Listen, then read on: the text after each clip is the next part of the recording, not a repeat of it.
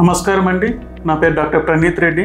నేను senior consultant orthopaedic surgeon, Omni hospitals, Kukatpally. మీరు ఈ మధ్య చాలా రకాల మోకాల ఇంజెక్షన్స్ గురించి రకరకాలుగా టీవీలో కానీ రేడియోలో కానీ వింటున్నారు. ఇది నిజంగా ఎవరికి అవసరము, ఏ స్టేజ్లో అవసరము, ఎంతవరకు నొప్పి తగ్గిస్తుంది, ఇదేమన్నా మన మోకాల మార్పిడికి ఆల్టర్నేటివ్ ట్రీట్మెంట్ అనేది మీకు చాలా రకాల సందేహాలు ఉంటాయి. దాని గురించి నేను వివరంగా చెప్పదలుచుకున్నాను. మనకు మోకాలలో ఇచ్చే ఇంజెక్షన్స్ యూజువల్లీ మనకి ఇచ్చేది 3 రకాలండి. ఒకటి వచ్చేసి PRP ఇంజెక్షన్స్, రెండోది వచ్చేసి విస్కో సప్లిమెంటేషన్ అంటాము, మూడోది వచ్చేసి స్టీరాయిడ్ ఇంజెక్షన్. సో మనకు యూజువల్లీ మనకి ఈ PRP ఇంజెక్షన్స్ కానీ విస్కో సప్లిమెంటేషన్ కానీ మొదటి 2 స్టేజ్ల ఆఫ్ ఆర్థరైటిస్ అంటే స్టేజ్ 1 ఆర్ స్టేజ్ 2 ఆర్థరైటిస్లో చాలా వరకు ఉపయోగం ఉంటుందండి.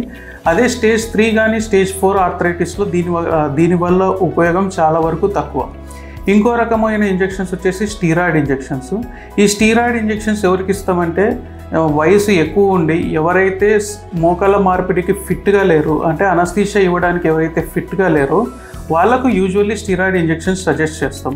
సో ఈ PRP కానీ విస్కో సప్లిమెంటేషన్ అనేది మోకాళ్ళ మార్పిడికి ఆల్టర్నేటివ్ అంటే కాదండి. ఈ PRP ఇంజెక్షన్స్ కానీ ఈ విస్కో సప్లిమెంటేషన్ ఈ ఇంజెక్షన్స్ ఎంతవరకు ఉపయోగం అంటే కొంతవరకు సర్జరీ డిలే అవ్వడానికి హెల్ప్ అవుతాయి. ఈ స్టేజ్ 1 స్టేజ్ 2 ఆర్థరైటిస్ ఇంకా ప్రోగ్రెస్ అవ్వకుండా హెల్ప్ అవుతాయి, కానీ మోకాల మార్పిడికి ఎటువంటి ఆల్టర్నేటివ్ కాదు.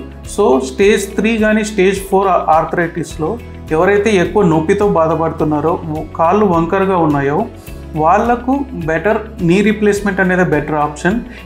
ఈ ఇంజెక్షన్స్ అనేది ఓన్లీ టెంపరీ సొల్యూషన్.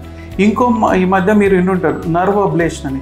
ఈ జెనిక్యులర్ నర్వ్ అబ్లేషన్ అనేది కూడా నొప్పి తగ్గించడానికి చాలా వరకు ఉపయోగపడుతుంది. కానీ ఇది ఎవరికి ఉపయోగపడుతుందంటే ఎవరైతే సర్జరీకి ఫిట్గా లేరో, ఎవరికైతే మోకాల మార్పిడి చేయలేమో వాళ్ళకు ఈ విధంగా హెల్ప్ అవుతాయే తప్ప ఈ ఇంజెక్షన్స్ అనేది మోకాల మార్పిడి ప్రత్యామ్నాయం కాదు.